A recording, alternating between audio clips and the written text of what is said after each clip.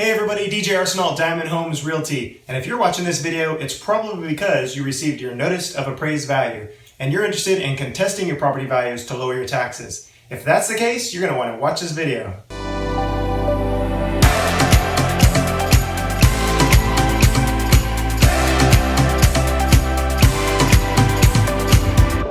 So, we've sent you the comps, and now it's time to show you how to use that information. Okay, so after we send you your email with your comps, this is what it should look like. I can't stress how valuable this information is. We took the time to put this together, so it's important that you take a look at this because the biggest problem that I hear, I'm always at the appraisal district because we own a number of properties. The biggest thing that I hear that people do wrong when they go to the appraisal district, and please take this to heart, is they go in there with no information. They go in there with the excuse that, hey, my property taxes went up and they shouldn't be that high. Hey, my property taxes went up 10% and that's too much. That's the biggest objection that I hear. And you know what the appraisal board says? Okay, prove it.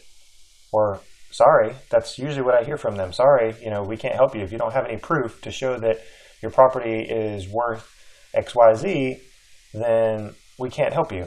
And that's just the proof. You have to show proof. So this is super important to have this information and take it with you because you have to plead your case. So anyways, take your address here. So you're going to take your property address. This is going to be the address of the comps.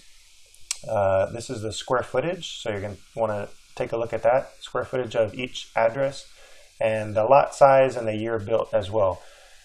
Disregard the list price per square foot, days on market, close date. The property is going to have to be, has to have closed with the 12 months prior to the date that you're contesting. So for instance, right now this video was made in 2020, but the comps have to be from 2019. That's a big problem, misconception that I also hear from people who reach out to me and they say, hey, I went in last year, my realtor gave me comps, and I went in and they told me that the comps couldn't be used because they were for the current year. Well, that's correct. You can't use comps for 2020 because your appraised value was based off of the prior year. So it's going to have to be for 2019 comps. So that's what we are going to send you. We're going to send you the accurate information. Now, what you want to take a look at is sold price and then price per square foot. This is even more important, probably the most important part. Disregard the quick stats down here. That is kind of for our purposes, has nothing to do really with what we're trying to achieve here. It's not going to take into effect upgrades or lack thereof. So disregard this. So once you take a quick look through the comps, you're going to want to jump over to HAR and plug in the addresses. Now I've already kind of done that here on the agent side, but you're going to want to plug in the address so that you can get the information from the comps. So you're going to plug in, for instance, our first comp is 30311 Glenboro, and you're going to want to pull up the pictures and take a look at what makes this property different than your property. So for instance, our property, our house that we are comparing to, it doesn't have a back patio. This is what the backyard looks like. It has no back patio. And you can take a look. It has laminate floors. It has a remodeled master. There's a master shower.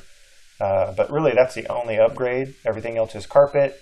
And then laminate floors. You got laminate countertops, laminate backsplash, original cabinets. So the house is pretty original with the exception of the floors and the master being upgraded. So whenever you're looking at comps, that's how you want to compare it. So this property has a back patio. That's going to be worth something. It has upgraded kitchen, upgraded cabinets, upgraded granite with backsplash. So that's going to be worth something, which is going to increase the value of this property. Then also you've got things like double doors over here. Somebody could argue that that was worth something. Also, this property has a sprinkler system, so that's worth something. Whenever you're comparing these comps, you want to try to get an idea of what that upgrade is worth, and then take about half of that. You're never going to get true value when you go to sell your property out of your upgrade. So for instance, let's just say these granite countertops cost $6 grand. You can take $3 grand of that for an appraised value. And that's just a general rule of thumb. Same thing with the floors. Let's say these were hardwood floors and it cost you 10 grand, or you could figure that it was 10 grand for hardwood, solid floors. So you would take about half of that. So just kind of keep that in mind. So what you're gonna do is you're gonna start putting things together. So I've already kind of done it here on our property. So here is 30311 Glenboro. You'll notice that I took $3,000 for the granite in the kitchen. I took $1,500 for the cabinets. I took $2,000 for the remodeled guest bathroom, $3,000 for that back patio, and then $500 for a sprinkler system. So our total upgrades to the other property was $10,000. That's what I'm guesstimating of how much those upgrades would increase the value of that property. So you take the sold price. Once again, you're going to go back to your comps. You're going to look at the sold price, which is $220,000. You're going to go back and you're going to plug that in. You can just do this on a piece of paper, of course. I did it here for illustration purposes.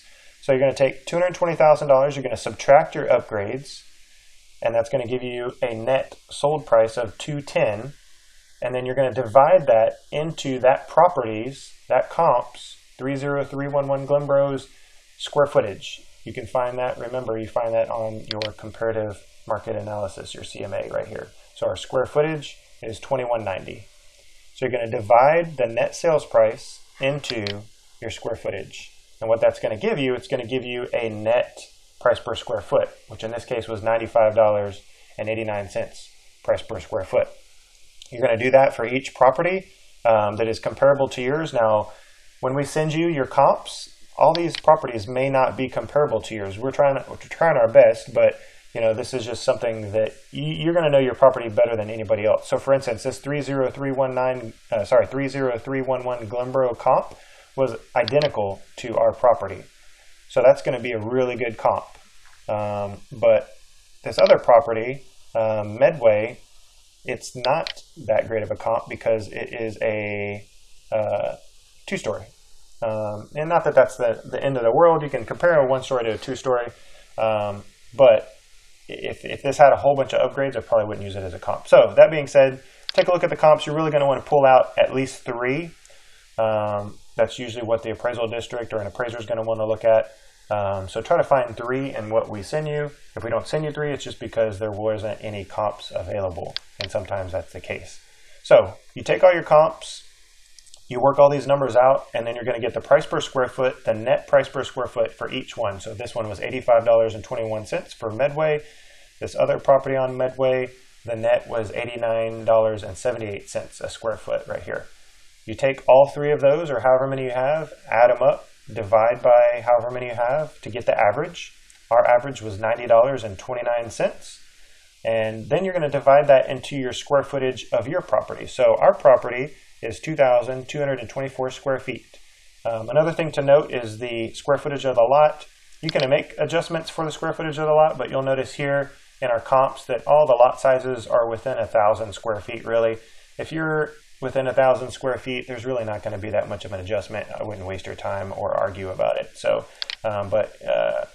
likewise, if you had a 7,000 square foot lot and one of the comps has a 14,000 square foot lot, you would want to make an adjustment for that as well, because there's value in that oversized lot. So anyways, you get back to your average, you you multiply that into your square footage, and this is your estimated value. So $200,812 is our estimated value. We would take this information, all this together, up to the appraisal district. Before you do that, let's hop on over to the World Wide Web. So this is what your page will look like whenever you go online to your appraisal district. And you're going to plug in your information. You may have to register. But then once you get all this information, you're going to click here to file a protest. And then you're going to put in your information. And you're going to put specifically what it was about your property that makes you think it's overvalued. So this is really the first step. You're going to give facts, blah, blah, blah. And then you have a hearing date. Now, this is just my personal opinion. You're going to want to do a hearing date in person. and you're also going to want to go directly to the board. Once again, just my personal opinion. I go there every single year. What they're going to want to have you do is go in front of a staff appraiser, and they're basically going to try to talk you into the reason why your value should be higher than what you think it is. So that's going to waste probably 30 minutes to an hour of your time. My suggestion is just to go directly to the board. The board is comprised of, I think it's at least 3 or maybe 5 members of the community. They are supposed to be unbiased, and they're going to listen to your case, somewhat similar to like a judge. They're going to listen to your case versus the staff appraiser's case into why your property is worth what the appraisal district thinks it's worth versus what you think it's worth. And once again, don't go in there unprepared and say, my property value just went way up. This isn't right. This is not fair, because they're just going to say sorry, and you just wasted hours of your time sitting at the appraisal district. So go in here, fill this out, set your appointment, bring all the information that we gave you with all your statistics, and I feel like I probably have a 90% success rate with our properties whenever I go in there lowering our appraised values. I really hope that you found these tools valuable. I really believe that it's going to set you up for the best success at the appraisal district to get your property values contested and lower your taxes. I'd love to hear from you, so please comment below, hit the bell icon for future videos, and subscribe. As always, we'll see you around the neighborhood.